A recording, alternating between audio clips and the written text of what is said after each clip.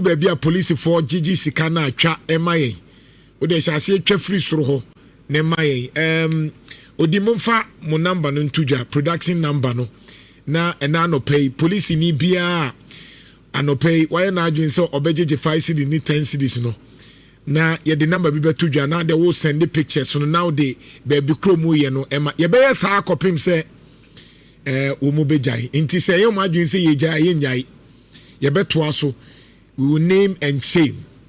We will name and shame. We will name and shame. Police for ni bi so ebo mo homodin. Omo nso se omo ya ye bebo ma baso. Police for ni bi ebo mo homodin pa. Enti wono mo ye sa no nso na ye ebo ma baso. Drivers no mo ye stubborn, especially kejetia edum sa ya ho na drivers ni gyina baabi basa no. Police for a ewo ho no adwuma mo ye nsa aka eso ye ni enti kegetia edum police for na wo hono driver bia wo ye stubborn bia mo nche no mamomfa ne ho nche no enti se ye bomu mutiri so no drivers no nso mo ye stubborn no bebia ni kwan self driver ni bia tro be gina bebia no omo ye achiwo mo enti police for amowo edum kejetia central business area honi nyina no yatemunka ene adwuma moye enti mungu so drivers stubborn driver bia achi no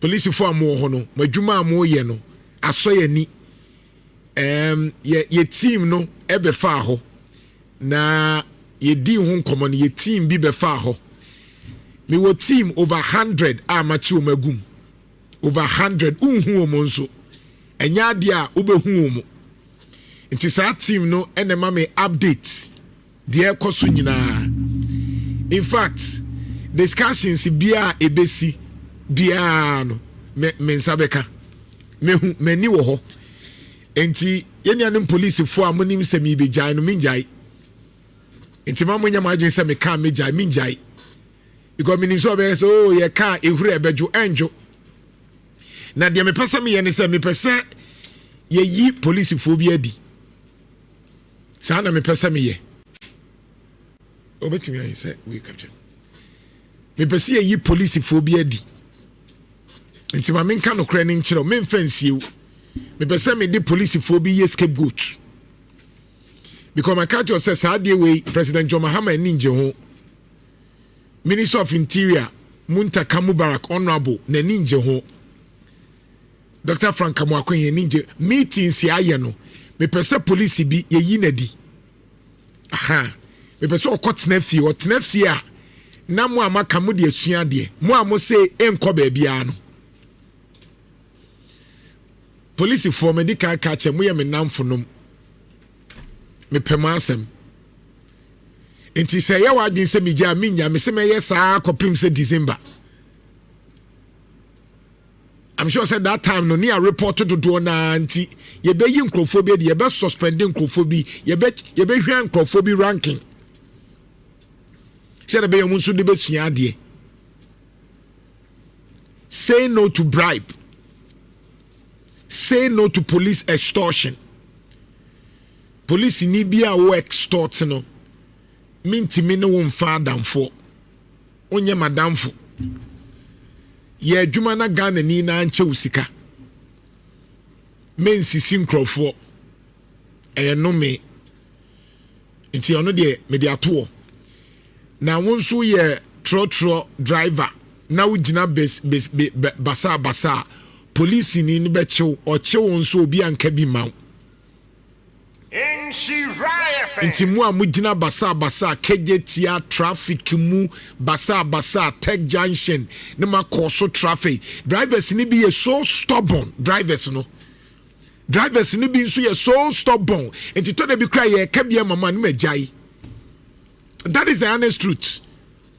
Urban drivers ni be so day omu dress here time basa ebi kra njare mate phone be break kra njare Bashata de basa ni trinyi basa no she chele wati bi basa no dey drive nipa okoka no adi watem sa de ne de police ni che wa memfre yen e wo so chew ɛno nti na ye kase police fui say bro nye be munjina baby a vantage point na mu make sure say the drivers are disciplined. Drivers ni be okro mu tie nye papa o mu tie nye papa ka no mu tim no kura ne betwa wa obenya tetanus saa nyoma ne epese police for mo ye mo gina o ma mo check make sure say sit no mo te so no etesai gia ye okay. Last time he share over driver be gia no cheso watch cheso ni nsam ye nu nyina enko e no de afa nipa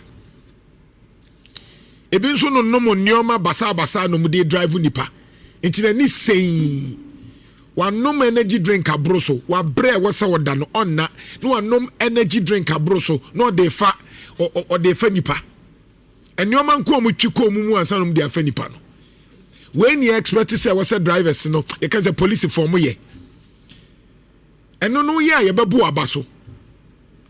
It's not innocent people being namni baby na ye wa adwen say de bia wasa woji that we are stopping. Enti na no pay ya the number bi betu dwa police for baby omu gigi sika bia so mu gu so oji a eya mo nhwe driver tie police ni gina wa na no police ni bi gina me police ni e fa na ageman o gina me wo you can say Atenga Junction. I'm sure so tie be o gina me no BBNCU eno sha se na masa olansis we na say na the way no see kasanam say enti police ni first of all police ni ugina was to identify yourself. What is your name as a policeman? Police ni identify yourself. Let us know your name. That is how professional is supposed to be. And yes, I wajina na say my main check your lance na minimo. I don't know you. And I'll say enye midin about ajima na say ajima enye din. Let me know your full name. Ansana yekeka ya fede ohun say baby amede na ekono. Let's do the right thing. And fa vest ne nkata udin so. Sa also your police na wo ye de ya.